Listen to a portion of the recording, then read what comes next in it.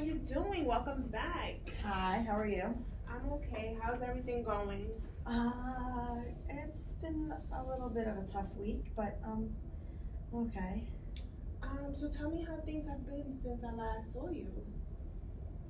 So I know last time we were talking about my friend Megan. Right. Well, I actually ended up reaching out to her. Well, she reached out to me, and I didn't get the email. And then I was like, you know what? I kind of reached out to her in the I guess to like make sure that she was like doing right by her kid, and like I was just maybe more like nosy. So I reached out to her, and she's getting a new job at like the Royal Caribbean. She's gonna be like a rep. Okay, that sounds great. She seemed like she's gonna be in a call center, but like in Oregon. Excuse me. Her boyfriend and her seem to be working on things, which is good. And then her son is coming out in July for 4 weeks. I guess they have a what's it called? They have an agreement between her and her ex-husband that they have like, joint custody, but it's like kind of whatever the son wants to do. So I guess if the son comes out, excuse me, for a month, she's hoping that he'll be like, I want to stay, which of course he's gonna want to stay. It's a farm. It's like, so she seems to be doing the right thing. Okay. I'm hoping. I still don't trust her boyfriend. There's just still something shady about that whole situation, but at least I've been trying to like maybe understand her point of view as opposed to looking at it as her abandoning her kid. And so we're like, I mean, I don't think she even knew that there was an issue with our friendship, but I definitely did. So Okay. Because I know, all right, so last time you were here, we talked about you ending this friendship. So tell me, how did you feel when she, like, reached out to you? I guess it made me feel like silly in the sense that they really, I mean, she's not a bad person. I guess she's just a little lost. And I was happy that she reached out because I was curious to see how she was doing.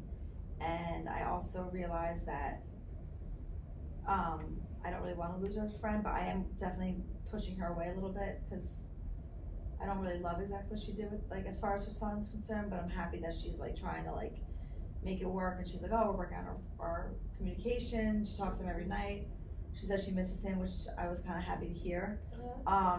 Yeah, so it made, I realized that a lot of my issues with like abandonment come from like losing my mom.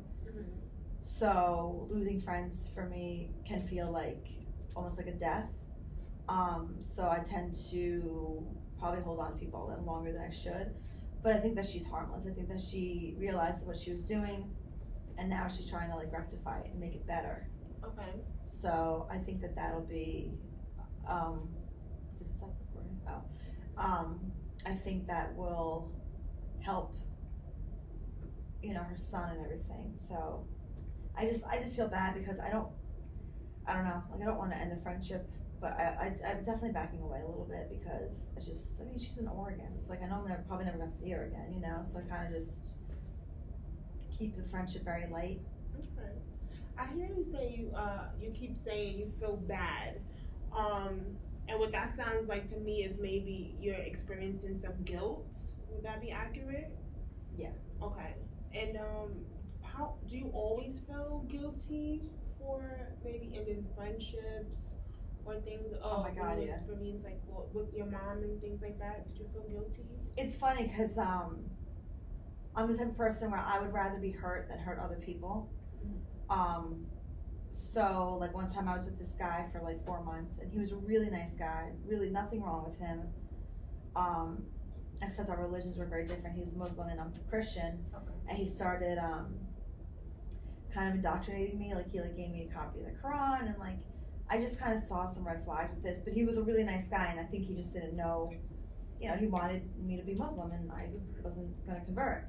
So I ended up breaking up with him, and it was hard for me to break up with him because I don't want to hurt people, like I really don't want to hurt people, so I stay in like crappy friendships or crappy relationships because I don't feel not strong enough, but I feel guilty. But I also realize that, you know, you only get one life to live, so you have to live it the way you want. And I felt bad about breaking up with my ex. His name is Shakur. But I also knew that it was something I had to do because it just wasn't like my boyfriend now. We've been together for almost 3 years, and like I don't even want to be like even now like I miss him even though we live together. But with Shakur, like every weekend, like I'd see him on the weekends, and every weekend that I was just like feigning an illness not to see him, which is a bad sign. You're only together for 4 months and you're already like not wanting to I'm not wanting to see him. Okay. So I just knew it wasn't right. So when I broke up with him, it was hard to break up with him, but I knew that I had to. So with Megan, I don't think I need to end the friendship because she is trying to do something, you know, like do right by her kid, but I also don't want to be as close as I was with her. Okay. And that's just a natural progression of life, I think. People come in and out of your life, you know, all the time. So, but it is really hard for me to lose people, which actually is a really good segue into my next issue. Okay. So yeah, tell me more about what's your next issue. So, I don't know if I spoke about my step-family last time. I think I might have touched it a little bit. So I was at work on Friday, so a week ago, and I got a text message from my dad, excuse me, that my stepsister had passed away. I am struggling a lot because I was really, really close with her. Her name was Erin. I was really close with her. I met her when I was 15, so I've known her for like 22 years. We were very close, and then we had a little bit of an issue last, almost 2 years ago, at a Thanksgiving party where all my stepsisters were drunk and high, and the kids were running like crazy, and Andrew, my boyfriend, was taking a nap. And I told the kids to let him sleep because he has diabetes, and if he has high blood sugar, he has to sleep to kind of regulate himself. It's a whole thing. And the kids woke him up, and by like hitting him in the face, and like just not behavior that you should, like that kids should be doing. He woke up startled, and he smashed his hand into the wall and broke his hand. Then he's like a disciplinarian, so he was like, you know, let's go talk to your parents about what you did. And my nieces are very spoiled and never been disciplined in their life. And he wasn't disciplined then. He was just like, all right, what you did was wrong. Let's go talk to your parents. Okay. They started crying. My brother-in-law flipped out, and there was almost going to be like a scuffle, like a brawl between these two. And Andrew got in his face, and my brother-in-law ran away, and we ended up leaving the party. What made your brother-in-law flip out? Because my nieces started crying because Andrew was like, "We're gonna tell your parents what you did. What you did was wrong." Okay. Like a teacher would say. Right. You know, like what you did was wrong. Mm-hmm. You can't do this. But they've never been disciplined in their life. So. And did your brother-in-law know that you were, that your boyfriend was just going to talk to the parents? And yeah, he knew. Okay.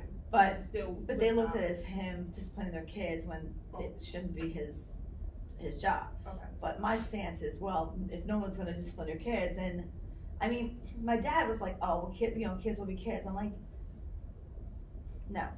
When I was younger, and if we had one of my parents' friends sleeping over or something, or like sleeping, and I did that, I would have been grounded for 6 months. I'm like, what do you mean kids will be kids? Anyway, hypocritical. So, excuse me. Andrew and we drove home 3 hours that night. And that's basically the last time I saw my stepsisters. Oh, okay. I just cut them all off. I blocked them, so I'm struggling a lot with the fact that Erin has passed because of that. I haven't seen her in 2 years. But also, and another reason why I cut her off specifically was she was diagnosed with cirrhosis of the liver at like 37, actually my age now. Which is like an old man's disease, like an old person disease, and she was in her 30s, so she was a raging alcoholic. So she lost a lot of weight, and she stopped drinking for about 2 years. Then all of a sudden she started drinking, but she would only drink wine. So she and my brother-in-law are very wealthy, so they would wake up at 9 o'clock in the morning and just drink all day. Drive around with the kids drunk, always drunk, always. She would kill about 3 mags of red wine a day by herself, which is roughly, God, that's like 27 glasses of wine or something. I think it's like 8 glasses in like a bottle. Yeah, it's a lot. So she would continue to drink wine, but she wouldn't drink alcohol, like hard alcohol. She thought somehow because she lost a lot of weight that her cirrhosis was healed. Cirrhosis of the liver only gets healed if you get a new liver or you stop drinking, and your liver can kind of restore itself.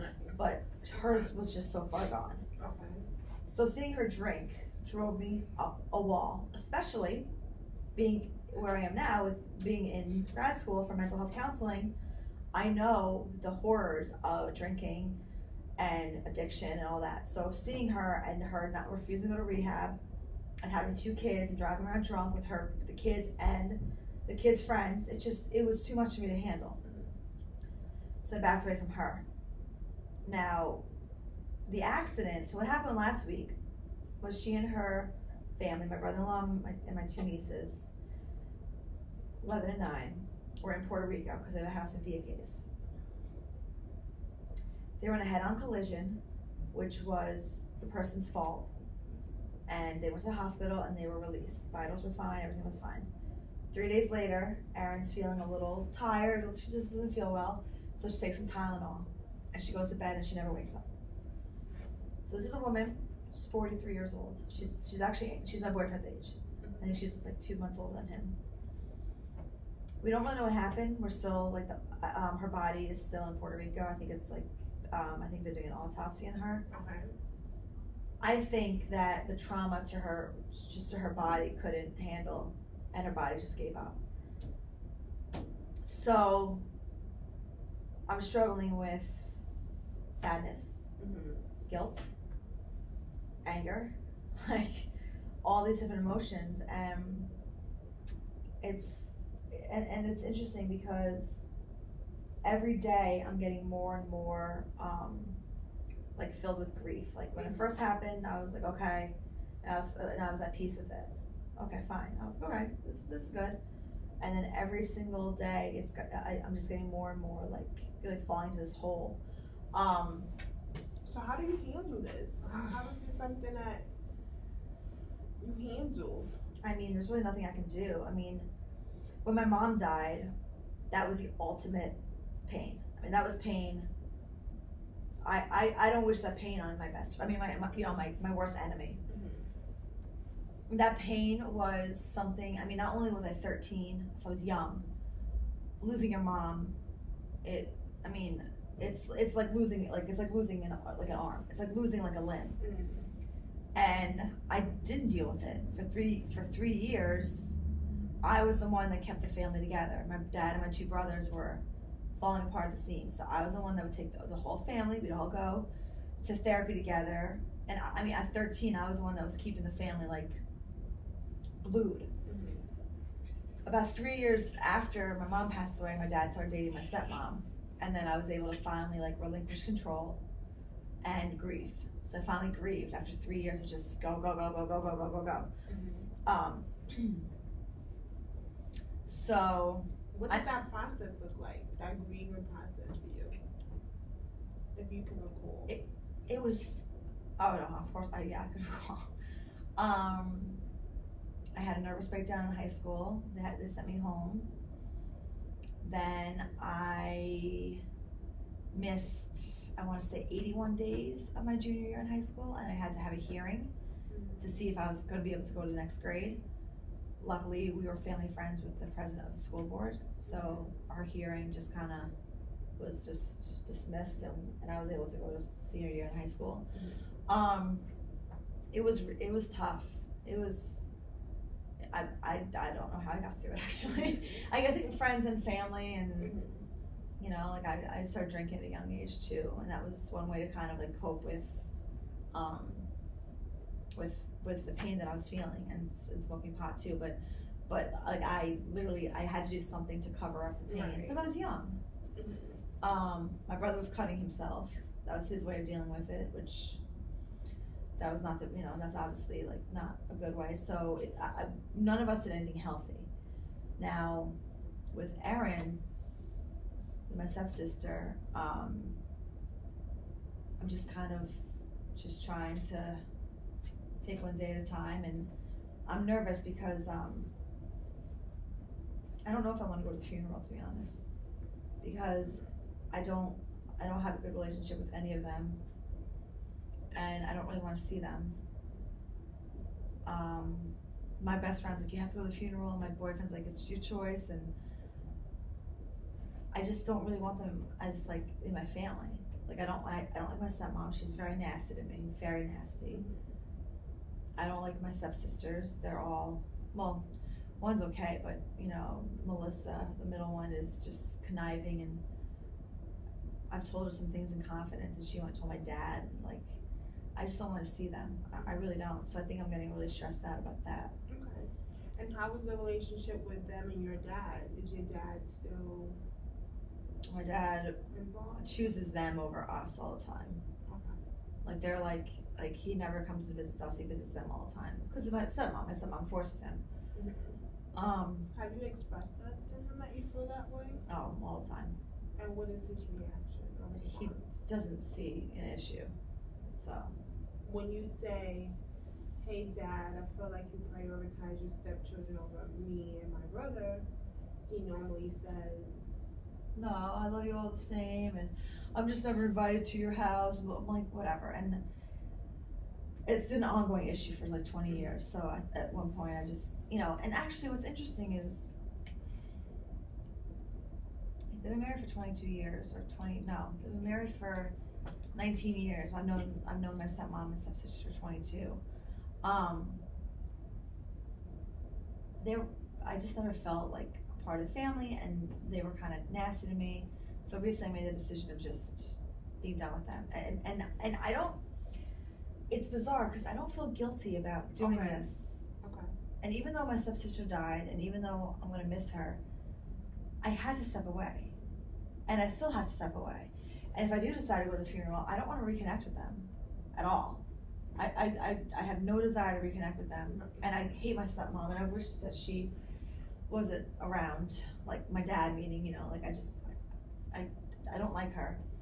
So I really don't want to go to the funeral because I'm not a part of the family. Like I don't want to be part of the family. My dad and my brothers, they're my family. That's it. So if I go to the funeral, like I don't want to go to dinner with them. I don't want to go to lunch with them. I don't want to do anything with them. I literally want to just stand in the back, pay my respects, turn around, and then head home. Okay. It's a 5-hour drive though, so it's gonna be 10 hours on the road. So let's talk a little bit about your relationship with Erin. Let's personalize that. Like I want to just dedicate some time to talk about some of the things that you liked about Erin, some of the things that you guys did together, or a memory that you have. If you can recall any. She had the biggest heart of anyone. When my brother-in-law was like his aunt died, and they both were left a lot of money. I don't know how much, but a lot. She called me up and she's like, "I'm gonna give you $5,000." I'm like, "Why?" She's like, "Just 'cause I love you." So she just gave me my brother's $5,000 for like no reason at all. And he new tires in my car. I didn't want to go to my dad, so she bought me all new tires. She was such a loving, caring person that, she really was a really good soul, and she was a really good person, and she was the life of the party. Like she was really fun to be around, and always laughing, always joking, always just like, just being crazy, like just a crazy, crazy woman, but so much fun. And she and I got along really well. My boyfriend and her got along really well before, obviously, the Thanksgiving. And we would go up there, we'd hang out with them in their, they have a house in Baldwinsville, and they have like a summer house like down the road. It's kind of weird, it's right on the river. And it was so much fun. We'd hang out there and drink, of course, and just go on the boats and just like swim and just we had a really great time.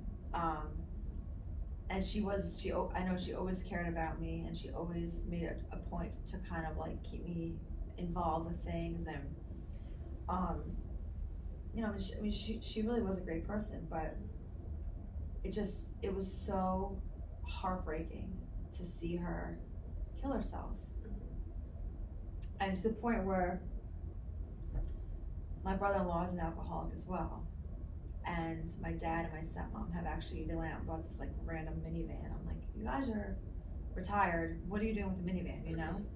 And they said, eventually Erin and Dennis are gonna die. We're gonna have to take care of the girls. So my dad being 76 and my stepmom being like 72, Dennis is still alive, but right. I'm nervous about him because his brother-in-law is a heroin addict. And I'm nervous that his brother-in-law is going to be like, hey, you're in a lot of pain, like try this. That's that side of the family. Like my side, like we don't have that. We don't have drugs. We don't have. I wouldn't even know what heroin looked like if I saw it. But they're into drugs, and at least like the brother-in-law is. And I worry about like my nieces and. I'm sorry, I got off topic, but Erin was a wonderful lady, but she had her demons, and I mean, we all knew that she was going to die because the doctors didn't give her very long to live. She said that the doctors were lying and they're trying to scare her. The doctors don't do that. They're not going to tell you you're going to die just to scare you. So, I mean, I knew she wasn't going to live much longer, but I was hoping that she was, because for her kids, I know it's like to lose a mom. Right. How is everyone coming together if they are? Like, what does that family and friend support look like right now? I'm sure it's a difficult time for everyone. I honestly don't know. I'm only keeping in contact with my dad. My dad's the one that's giving us all the information about what's going on. Okay. My stepmom, my stepsisters, they're all blocked from my phone, from Facebook, from everything. I do not want to have a relationship with them at all. Right. So the only person that's giving us information about anything is my dad. Okay. And I see two things that keep coming up. I'm hearing you talk about the funeral.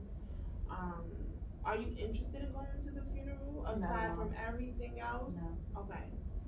Because I was just wondering if there was maybe something we could think of that will help you still attend the funeral but keep your distance from, maybe the stepmom and the other stepsisters. They're gonna see me, and they're so drama, like they're such drama like queens that they're gonna say something to me like that's gonna be nasty. Like they're gonna have a nasty comment to me even at the funeral. Like that's how like low class these people are. So and honestly, I don't want to deal with it. And by then I might be engaged because my boyfriend he has a ring for me in the apartment but hasn't given it to me yet. So I might be engaged by then, and they don't like my boyfriend, and I know if they see the ring, they're going to say something about that. It's just, I honestly just, I would love to just go, sign the guest book, and then leave. Okay. And I think I might just do that. I might just be like, Dad, I'm just going to come up, sign the guest book, stay in the corner, and then leave, because I want to pay my respects. Okay. But I don't want to see them. I mean, after this session, I'm going to go and get sympathy cards and send them out to my stepsisters because I'm not a monster. Okay. But that's as far as I want our relationship to be. It's just as far away as possible. I heard you mention you want to pay your respects.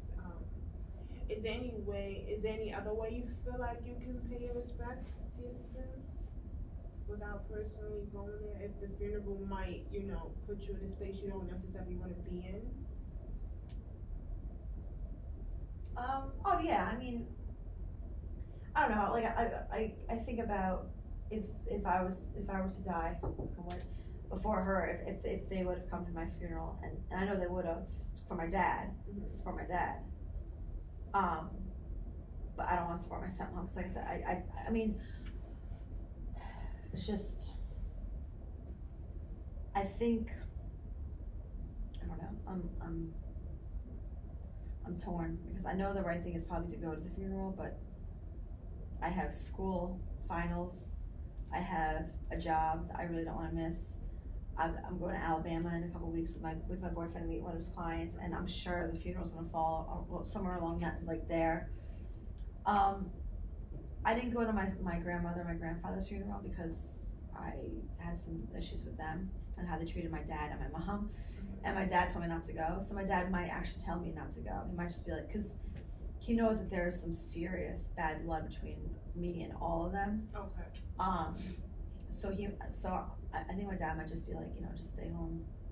Which if my dad says it, then I'll be like, okay, at least, because he's like the patriarch, so it's like, he can tell me.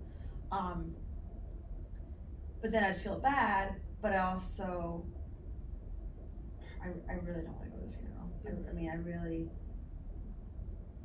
and it's funny because I remember talking to people being like, the only time I'll see them is at weddings and funerals. And I kind of thought I thought funerals meaning 20 years later, Andy, and then I never expected her or anyone to die this soon,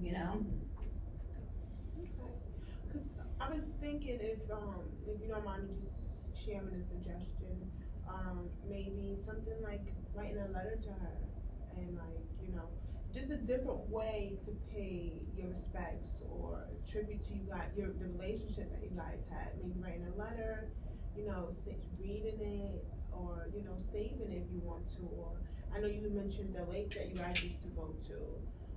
Maybe sitting over there one day and just reading it, like something that you can kind of make personal. Oh yeah, no, I mean I can definitely pay my respects in other ways. I just don't know what to do about this funeral. It's really stressing me out because we don't know when it's going to happen because my brother-in-law is still in Puerto Rico with her body, which is so gross to say. And then my boyfriend's like, well, if it falls in the time we have to go to Alabama, like we don't have a choice because it's this big client who's been giving him. Even when his client's retiring, he's still going to give him like $400,000 to $500,000 a year in sales. And he's gonna do a contract where even though when he leaves, he'll still give that, which is huge. So, I mean, I don't think if I didn't go, it's not like he would lose the deal, but it wouldn't look good. So, I don't know. I'm like up at night, like just stressing because A, it's really far. B, I don't want to see them, and if I sneak in the back and someone sees me, I mean, I'm known, I'm known as Erin's stepsister. Someone's going to say something, and it's like so I'm hoping my older brother doesn't go, and then I can be like, because he's like very estranged from the family. He hasn't seen them in like 15 years. If he doesn't go, then I'll feel better at not going. But if he goes, then I'm going to feel like I have to go. Have you thought about writing down like the pros and cons to attending the funeral or anything like that? And the pros to respect Erin, and the rest are all cons. I just don't want to see any of them. I really don't. Because I know they're going to say something, and I don't know. Or maybe not. Maybe they won't say something. I just don't have any desire to see them. And I know it's terrible to say, but I really I don't know. It's just stressing me out so much. It's like, keeps me up at night. I really don't know what to do. So I'm waiting to hear when the funeral's going to be. Okay. It's So like 5 hours away too. Yeah. So have you thought about what happens if you go and what happens if you don't go? I know we said pros and cons. So the pro would be you would get to pay respect to Erin, right? Yeah. And then the con would be you seeing your stepsisters and your stepmom and having to possibly interact with them. Have you sat with yourself and thought about which one was more important to you?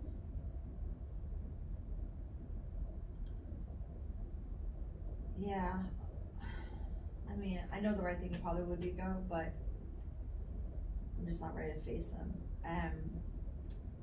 I mean, honestly, like I've done a lot of research, and they say like if you go to a funeral your presence, being there might actually cause issues, then not to go. And I think it would cause issues. Okay. I mean, between Andrew and their little scuffle, I mean, I kind of stayed out of it, but I still obviously was there. Right. And then I wrote a book. My cousin wrote a book called Being Loved Shouldn't Hurt. I wrote a chapter in it, and I mentioned my stepmom, my stepmom, and just her. It wasn't bad what I wrote. I mean, it was the truth, and she flipped out at me. She wrote me nasty emails. Can you share what you wrote? Do you remember? Or? Yeah. It was like when I was 22, I was in a really abusive relationship. Now I'm civil with my ex. I'm civil with all my exes, but he was really abusive to me. And in the book, the little chapter I wrote, the chapter was about, like, basically we had our own little stories, and I wrote about how, like, I was in abusive relationships and how I've come out, like how I've been able to get past that, and figure out like why I was going with these guys and what, whatever. It was like basically like I didn't like myself, so I was going for people that didn't like, that would treat me the way that I thought that I should be treated, which was like crap. So there's one part in the book where I write that like I was being abused, and then I told my dad I needed to move home, and I wasn't allowed to, which is true. And then I also mentioned how when my stepmom and my dad met, they got married pretty fast. Which they got married 5 years after they met each other, but they got engaged after a year. So in my mind, I kind of felt like being engaged was the same as being married. What else? That was it. And she wrote me 2 nasty emails, like threatening me, and then she was like, everyone's gonna know the truth about you. Like, I mean, I don't know what truth she's talking about, but she was like, everyone's gonna know the truth about you and this and that, and I just ignored her and blocked her. And I haven't spoken to her in like a year probably, which has been amazing. And then she was like, you say you couldn't move home, but it was a revolving door after your boyfriends and you would break up. Like, just snotty. And then she wrote a really bad review on Amazon for my cousin's book. Like, this is a stepmother, and one of the contributors is lying, and this and that. I'm like, oh my God, like, how petty are you? And my cousin was mad because my stepmom gave her 3 stars on a book that's like 300 pages, and my chapter is only like 4 pages. Okay. Like, come on. So my cousin was actually going to have the review removed. I told her not to. She said, why? I said, because you're showing exactly what people need to know about abusers. My stepmom isn't verbally, mentally, and emotionally abusive to me, like really bad. So I was like, this shows abusers, or shows people that when you try to come out with the truth about being abused, what they do to try to sully your name, what they try to do to discount your truth. So she kept it, because we wanted people to see that this is what abuse is. So she wasn't happy with me with that, because she read it because it's a family member that wrote it, and then I had the part, and I don't regret that. So I think I'm not gonna go to the funeral. Okay.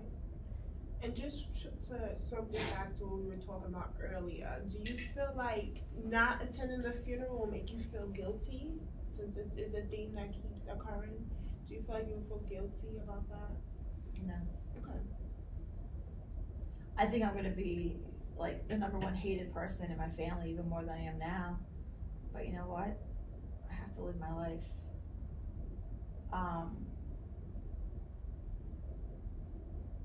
It's gonna piss off a lot of people, but I don't think I can do it. I think I'll talk to my dad and see what he says, and then maybe talk to my brothers and see what they're gonna do, because it's gonna be in Syracuse, and that's really far away. And I have finals, and it's the end of the semester, and like grades are due at like May, I don't know, let's say May 20th. Ironically, it's my parents' anniversary. Like May 20th, and professors can't give you an extension, and I don't get an incomplete for my classes. Right. So I'm a little stressed. But what I'm hearing is that there's a lot of factors that's going to play into your decision, your ultimate decision. You know, you Yeah. have school. You want to get, you know, the ideas from your father and your brothers, just to see. It sounds like they're a support for you. Yeah, because because basically, if my older brother doesn't go, he says he's going to go, but I don't think he realizes how far away it is, and he has kids and everything. Mm-hmm. If he doesn't go and I don't go, then at least I have an alibi in my little, you know, like, to be evil. Does that make sense? If I'm the only one that doesn't go, I'm going to look horrible. But if he doesn't go and I don't go, then it's not going to be as bad. Which I know is horrible to say, and I feel bad because I know funerals in America are really, you know, like, it's a way of saying goodbye, and I feel guilty, but it's not guilty. I feel like I should go, but I don't. I have so much stuff going on in my life right now that seeing all those people and having the nasty comments, and I just don't want to deal with it. Is it safe to say that your feelings of maybe feeling guilty, by you feeling those, you're kind of like not internalizing what's best for you? Yeah, I mean, I don't know. I know there's things in life you have to do Right. that you don't want to do. Mm-hmm. But I don't know. Just really stressed out. I just wish I knew when the funeral was, and I don't. Right. Right. So that's definitely something to, you know, consider. You don't even know when the funeral is going to take place. I'm sure it's gonna be when I'm supposed to be in Alabama. I'm sure that's gonna happen, and that'll get me really stressed out because I don't know. I flip flop between what I want to do. I mean, I know I probably should go to the funeral. Why should you probably go to the funeral? Because she was my stepsister and we did get along really well. But we also talk about other ways to say goodbye and to pay and show your respects. Do you feel like attending the funeral is the only way you can pay respects? No, there's other ways, but Right. But what is your idea? Like, what is the importance of a funeral to you? it's like the last chance to say goodbye to someone, I guess. Okay. I didn't go to my grandmother's funeral. I didn't go to my grandfather's funeral. My dad told me not to go to both of them because he knew, like, my grandmother treated my mom like crap. She was so mean to my mom, and when I found out, I don't know. I found out a lot of my family, my dad's family, that I didn't like. A lot of, like, almost like soap opera stuff that you couldn't even believe, like, insane. Like, I mean, for example, my dad was born with one name, and then when he was 9, my dad's stepfather had him change his name to be, like, reflective of my stepfather, or my grandfather. I mean, my dad was born Paul Carlton Thomas, and my dad's stepfather had him change his name to James Paul Jones. So this 9-year-old, he was born with one name, Right. and when he's 9, his name was changed because his stepfather wanted him to. Unbelievable. But anyways, when I found that out, I just was like, you know what? I'm not gonna go. But how did that make you feel, not attending your grandparents' funerals? It was fine. I didn't care. They were not good people. They really weren't. And they treated me fine, but they treated my dad and my mom horribly. And as I got older, I realized more and more, and I was like, you know what? I mean, it was sad because I feel like I never had grandparents really. Because my mom's parents died when my mom's mom died when she was 18 months old, and then my grandfather died when I was like 10, and I did go to his funeral because he and I were close. But I feel like why do I have to go somewhere that I'm not going to feel comfortable? Right. And I'm going to be, just the thought about seeing them actually makes me want to throw up. And I would get this anxiety before I'd see them every holiday, and I'm like, I can't put myself through that turmoil. I can't do it. Right. I hear you keep mentioning feeling stressed. What do you do when you feel stressed? What are some coping skills you have? Sleep. It's a pretty day out. I'll probably go on a nice walk. I'm hoping to go to the river, like one of the little river towns, like Dobbs Ferry or Irvington, and just like sit by the water. Okay. That always relaxes me. Basically being outside, nature, like always kind of counterbalances the stress that I feel internally. Mm-hmm. And it's funny because it's like I know. I guess the one thing I'm also thinking about is within a month, within 2 months, everything's gonna be fine. You know, Mm-hmm. school will be over, the funeral would have come and gone, and that's it. You know, and then like that's you know. So I know that I just have to get through these next couple weeks, Okay. and just try to like get through it. School's almost over, which is good because that's been rough, and then I think I just gotta keep moving along, kind of like I did when my mom passed away. I just kind of like what can you do? You have to live life. But I'm just trying. Actually, what's interesting, what's helped me the most right now is just going to work. Okay. My work is very busy, very, very busy. I mean, every day just flies by. It's like I get there, then it's lunch, and then I'm going home. And I literally like don't even know what I did like throughout the day. Like I've just been crazy busy. And that keeps me distracted where I literally don't have time to think about anything. I was gonna ask that. Does that help you? Does that keep you distracted from, thinking about your sister? Yeah. So when you're not distracted, do you have someone you can talk to about these things? Like if you have if you're feeling sad, in one moment, do you have someone you can talk to? I do, but I don't like to talk about my problems. So what'll happen is people will reach out to me and be like, hey, how you doing? I'm like, oh, I'm good. I'm like, how are you? And then I switch to focus onto them. I never like to talk about what's going on with me, because I've never been that way. So every time someone will be like, oh, what's going on with you? I try to just swap it and start talking about them. My boyfriend's great, and he'll listen to me and stuff. Although he has a little tough love because he's not very sentimental or emotional. So he'll kind of he hates my family. He doesn't hate them. He hates the way they treat me because he's seen it firsthand, and he's like, you are, he thinks I walk on water. I don't say he worships the ground I walk on, but he thinks very highly of me, which you should as with partners, and I think the same about him. He hates the way my family treats me, and he's like, you're such a sweet person. Why I don't understand why they treat you this way. So for him, he doesn't even understand why going to the funeral would even be an issue. He's like because he doesn't want to go, and I don't want him to go either. I think that would cause a lot of problems. But he's like, I don't want you going because he's like, they're not your family. He's like, they treat you horribly. He's like, you're abused by them. He's like, why would you go? How does that make you feel when he says? It makes me feel good because someone's finally understanding what I've been feeling for so long. I just never had the balls to stand up to my family. So I just kind of I take it, what he says, and I'm like, okay, yeah, you're right. You're right. I should have done this a while ago, cut them off, but didn't know a year later that Aaron would have died. It's just, I don't know. I have a lot of internal struggles right now, but I have my best friend. I can talk to her, and I've known her since birth, so she definitely knows everything about my life, and she's a really good ear to, if I need someone. But normally, I just kind of just shove it down and keep moving. I noticed you just mentioned if you didn't you weren't expecting this to happen so soon, because you mentioned within a year. Yeah.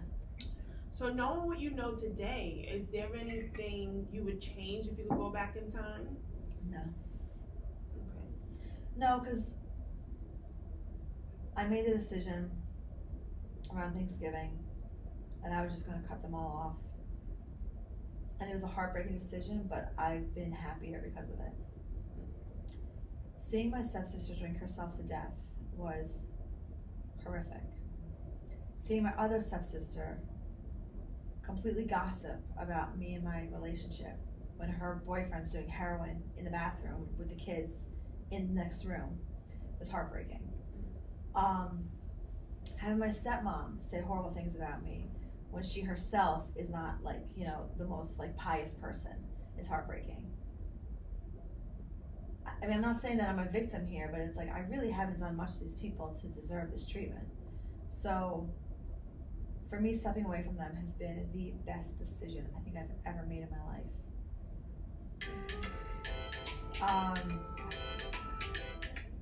So I don't know where to go from here. Okay, so we definitely covered a lot today. We spoke about feeling guilty. We spoke about, you feeling stressed about the funeral that's coming up. What are some things that you will want to talk about during our next session? I guess more about the funeral and what I should be doing as far as my family and how I'm going to treat them and how they're going to treat me, and kind of like where to go from there. If I don't go to the funeral, like I'm going to deal with a lot of backlash. If I go to the funeral, I'm going to deal with a lot of problems. I don't know.